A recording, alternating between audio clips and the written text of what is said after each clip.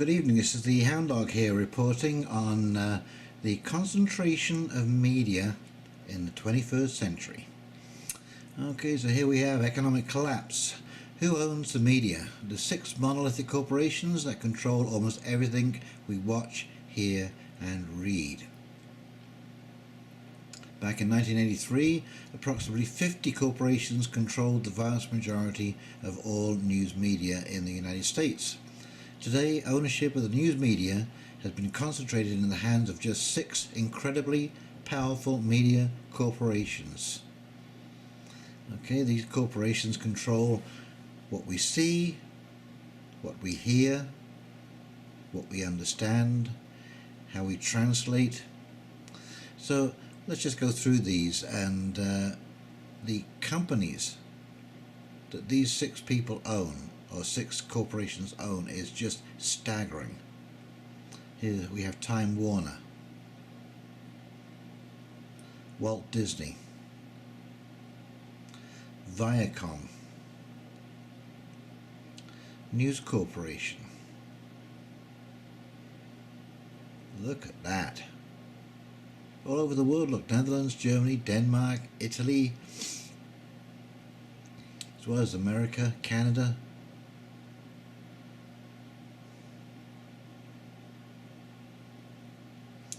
20th Century Fox, Fox Broadcasting Company, Fox Interactive Media, CBS Corporation, NBC Universal,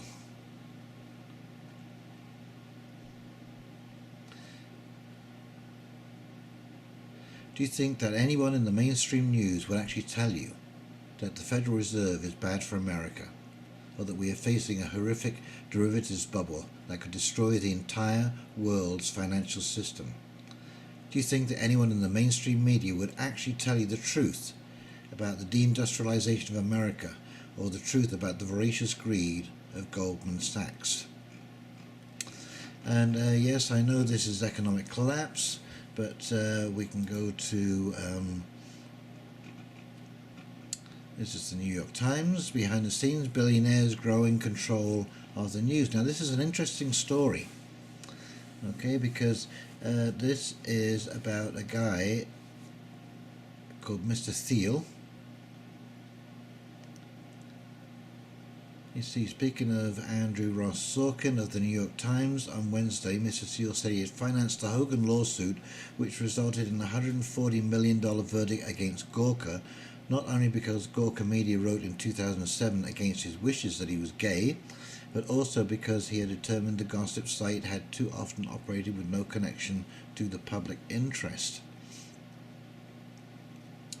Okay, so what's happening here is that he has decided to support anybody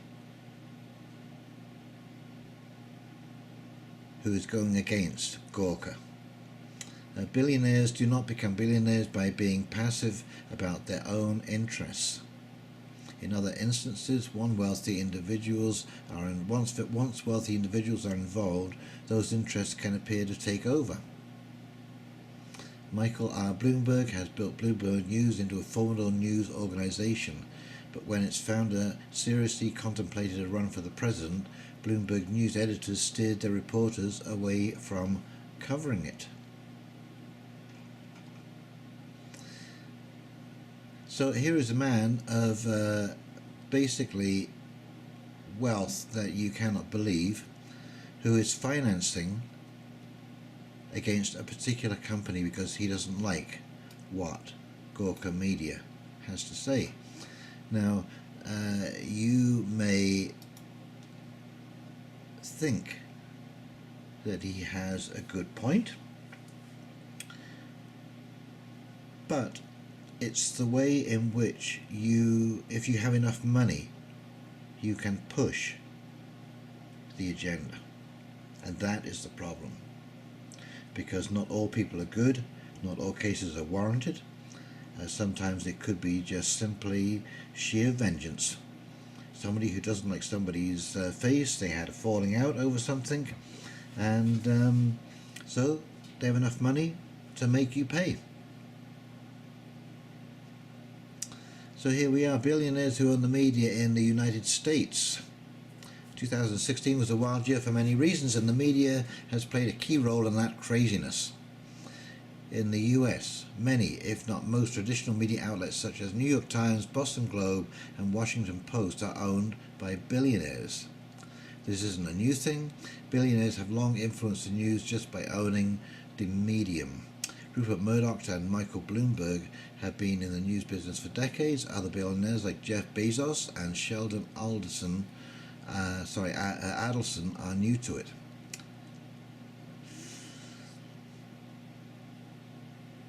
Wall Street Journal net worth 1.3 billion. Well, I did a little search on Sheldon Adelson, and so here we have Sheldon here, over here. And Sheldon was born to a very poor family, worked his way up from the bottom, but he is basically an American casino magnate. He's the chairman and chief executive officer of Las Vegas Sands Corporation. Interesting little bit down here about Macau, China. Adelson spearheaded a major project to bring the Sands name to Macau, the Chinese gambling city that had been a Portuguese colony until December 1999. I never knew that. So here we are, Marina Bay, Singapore, Israeli press. Adelson made an unsuccessful bid to purchase the Israeli newspaper Mariv.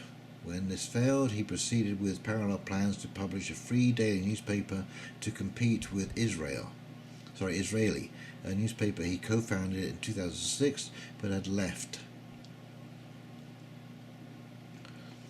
So I wonder whose interests Sheldon has at heart. Sheldon's interests or everybody's interests? So when you control the medium, you control the story. You can put forward your story. Jeff Bezos, this guy is worth $71 billion. He's the second most richest person in America.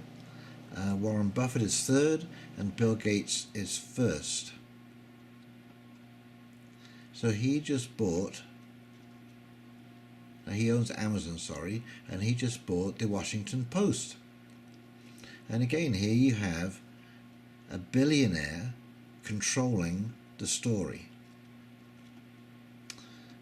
Now, it just depends on what their interests are. I mean, here's a Blue Origin. This was kind of interesting. A human spaceflight startup company, and he got into bed with Richard Branson, founder of Virgin Group and Virgin Galactic. So I mean, he could put out some pretty good stories. Maybe he is a philanthropist and believes in truth, honesty, and freedom of the word, and he's only going to push out stories or influence stories when it comes to, you know, some of his own ventures. But I mean, it still is, how can I put it, not independent reporting. Okay. This is Wikipedia again. Debates and issues. Concentration of the media ownership is very frequently seen as a problem of contemporary media and society. When media ownership is concentrated in one or more of the ways mentioned above, a number of undesirable consequences follow, including the following. Commercially driven, ultra-powerful mass market media is primarily loyal to sponsors, i.e. advertisers and government, rather than to the public interest. Only a few companies representing the interests of a minority elite control the public airwaves. Healthy market-based competition is absent, leading to slower innovation and increased prices. And of course that is the big issue with all of this stuff. Is that when you start to concentrate the ownership, okay, then you limit the number of ideas because, you know, these people are players. They don't like the idea of people going up against their ideas. Maybe they've got a plan for the world. Maybe they've got some kind of goal. Maybe they think it would be so much easier if certain types of people were rounded up who held a particular point of view that conflicted with their own.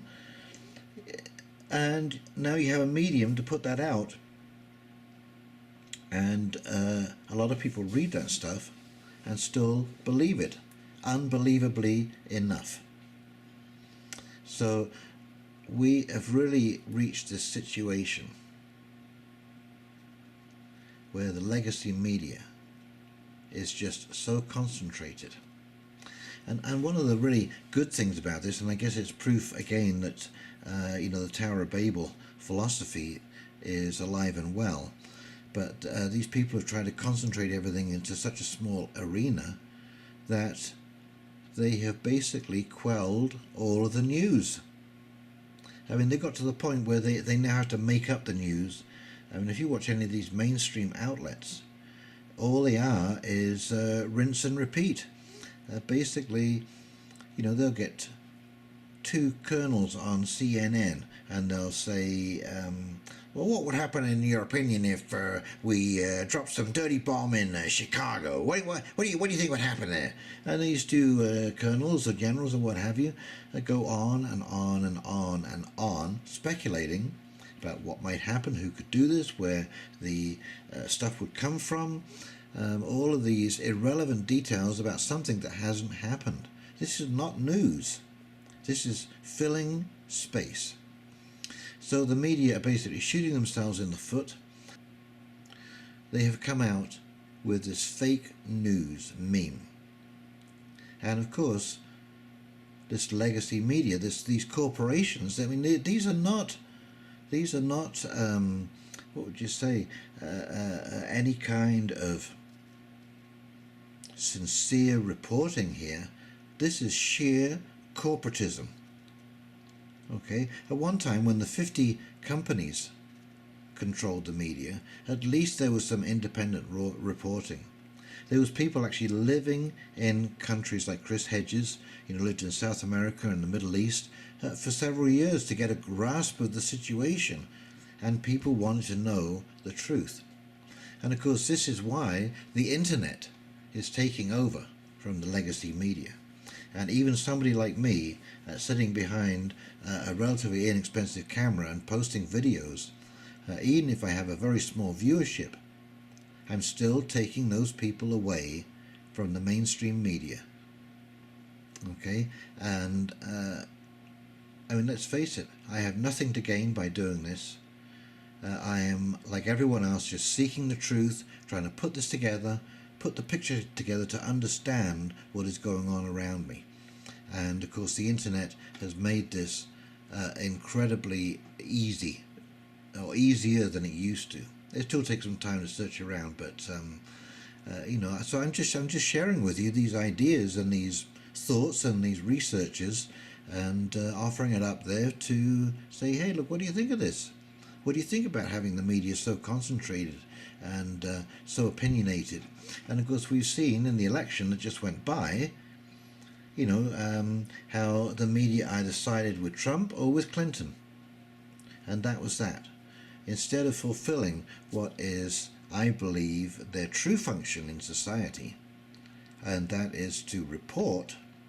So the media should essentially have said, hey, here we have two candidates. Actually, here we have 4 candidates, 5 candidates.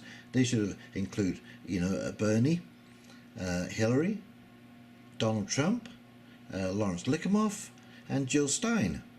Where were all these other people? Why didn't we see any of these? Why didn't we hear of anything from the mainstream media about these people? And so this is how the favoritism game is played, the corporatism game is played. These corporations, all but Fox, wanted Hillary Clinton in power, and so that's all they focused on. Okay, Fox wanted Trump in power. I don't know whether they actually wanted Trump in power, but they are a Republican-based network, and so they support any Republican that's going, and that's that and all about it. So I think the media is shooting itself in the foot. It's giving rise to people like myself who are just absolutely sick and tired of listening to the nonsense when it is right in front of your face. And of course you can see what the media is doing now is whining and crying because they've been caught with their hand in the cookie jar, and they're trying to save themselves by accusing the other side of being fake media. Well, isn't it interesting that the fake media immediately blames the other side of being fake media in the hope of blurring the issue? Well, I think that we have reached a time in our history when there are enough people who are smart enough to see through that ruse, to get beyond that, to get on the internet, do their own research, and check every story. And if there is going to be a mainstream media, which I don't think there will be, I think it's going to be completely diversified on the internet. But let this be a lesson to them. Let your reporters be independent and truly report the news, and then you'll find that there is some public interest. Right now, there is little more than public ridicule for the nonsense that I hear on the CBC, read in the Globe and Mail, the other mainstream paper. I bought the Saturday Star last weekend. I couldn't believe the trash I was reading. It was so fictitious, it was unbelievable. Anyway, listen, I've been rambling for long enough about this subject, but I think you get the general picture that we have a completely biased media, and it's not going to work anymore. This is why Trump was elected. Trump was elected because people wanted a real change. And I certainly am more than prepared to give Trump 100 days. I think we will find out in that 100-day time span exactly what is going to happen, exactly what the game plan is. Certainly, if he's going to push forward his ambitious platform, he's going to have to act very, very quickly, because a lot of the things he said he's going to act on are going to hinder him moving forward with any of his platform. So I think we're going to see very, very quickly some big stuff happening from Donald Trump, and yeah, I'm prepared to give him his 100 days to see him out. And you know, I'm absolutely stunned. And of course, this is where the legacy media is again, you know, just making fools out of themselves. I have friends who have never spoken up. That they went through all of the Bush era. They didn't speak up about the illegal wars in Iraq. They didn't speak up about 9/11. They didn't speak about Clinton and the Glass-Steagall Act.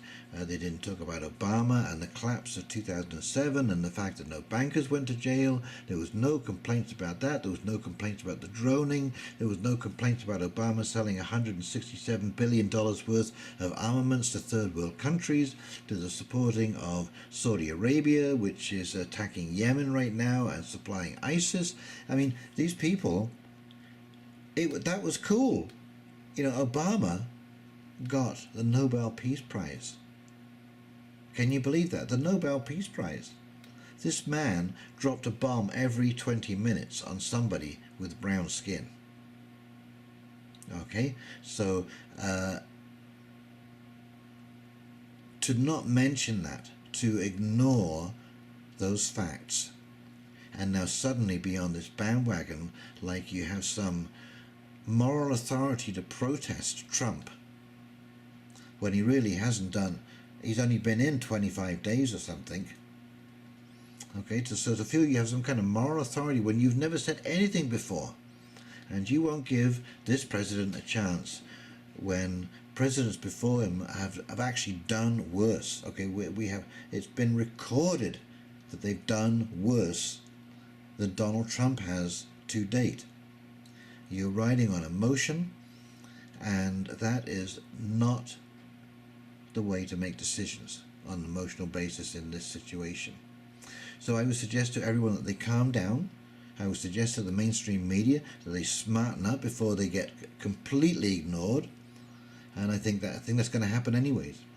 I mean, it's just, I don't know about you, but I have a lot of fun, surfing YouTube and finding different channels and different people who have interesting things to say, and I have no problem at all sitting at my computer desk watching video after video of things that interest me and making videos